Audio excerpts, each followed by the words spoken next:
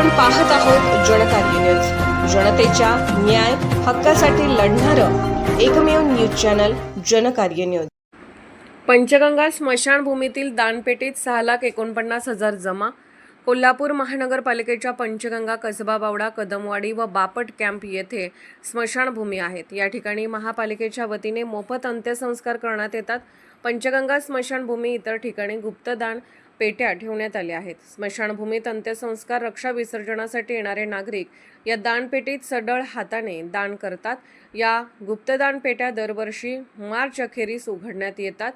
पंचगंगा स्मशानभूमी येथील गुप्तदान पेटी बुधवारी सहाय्यक आयुक्त स्वाती दुधाणे, मुख्य आरोग्य निरीक्षक जयवंत पवार, वरिष्ठ लेखापाल बाजीराव ढोणे, आरोग्य निरीक्षक शुभांगी पवार, नंदकुमार पाटील, प्रकाश लोंढे, सूरज घुंडकीकर, महेश भोसले व कर्मचाऱ्यांच्या उपस्थितीत उघडण्यात आले। या दानपेटीमध्ये 4,19,675 व ऑनलाईन स्वरूपात 2,30,109 अशी एकूण 6,49,784 इतकी रक्कम जमा झालेली आहे।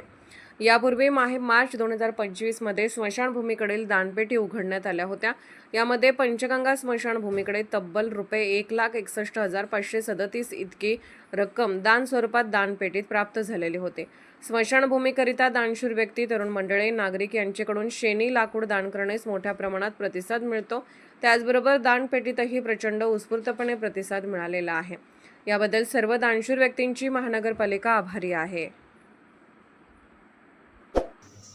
जनकार्य न्यूजला लाईक करा, शेअर करा आणि सबस्क्राईब करा।